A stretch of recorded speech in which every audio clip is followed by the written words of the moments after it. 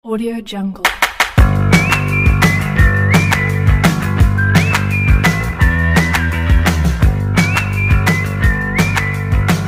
Audio Jungle.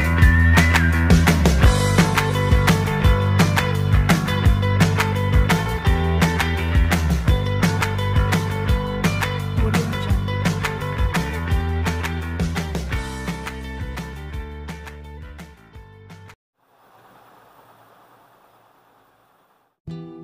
Assalamualaikum semuanya. Kali ini saya akan bercerita tentang malaikat maut dan Nabi Yakub. Di dalam kitab Zahruriyat dijelaskan bahwa Nabi Yakub alaihissalam didatangi malaikat Israel yang dianggap sebagai saudara oleh beliau. Nabi Yakub bertanya, "Apakah kamu datang mengunjungiku atau akan mencabut ruhku?" Malaikat Israel pun menjawab, "Aku datang untuk mengunjungimu. Aku ingin meminta sesuatu padamu." Nabi Yakub menyampaikan satu permintaan kepada malaikat Israel. "Apakah itu? Beritahukanlah padaku ketika ajalku telah dekat dan engkau hendak mencabut nyawaku." "Baik, aku akan mengutus 2 atau 3 utusan kepadamu," jawab malaikat Israel. Ketika ajal Nabi Yakub alaihissalam telah tiba, datanglah malaikat Israel kepada Nabi Yakub. Malaikat maut tersebut ditanya oleh Nabi Yakub, "Apakah kamu datang untuk mengunjungiku atau untuk mencabut nyawaku?" "Aku datang untuk mencabut nyawamu," jawab malaikat maut. "Bukankah engkau akan mengirimkan 2 atau 3 utusan untuk memberitahuku ketika ajalku sudah dekat?" tanya Nabi Yakub alaihissalam keheranan. Malaikat Israel lalu menjawab, "Aku telah melakukannya.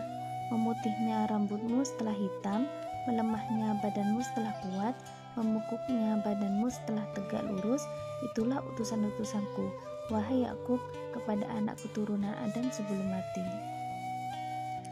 Itulah sedikit cerita tentang Nabi Yakub dan malaikat maut.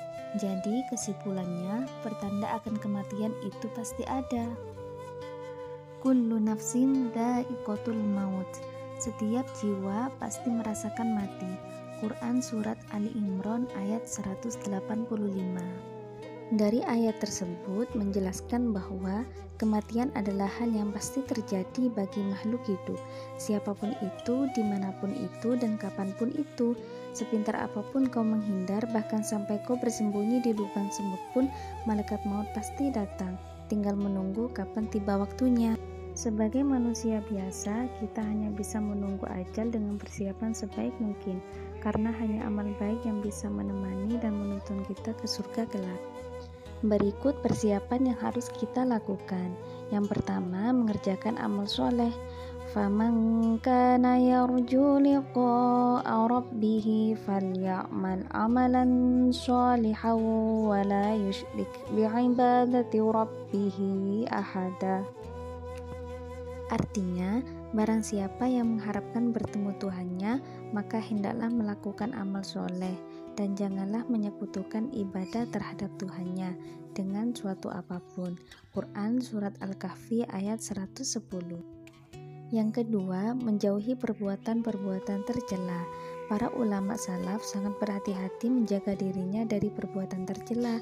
Bagi mereka yang urgen tidak hanya meninggalkan keharaman dan kemakruhan, namun perkara-perkara mubah yang melalaikan, sebab perbuatan dosa akan membuat hati keras dan enggan beribadah. Yang ketiga, segera bertobat. Syekh Ahmad Al-Dardiri berkata, "Wajaddidi taubata lil auzari, la tai'asan ar-rahmatil ghafari." Yang artinya, perbaruilah tobat karena beberapa dosa.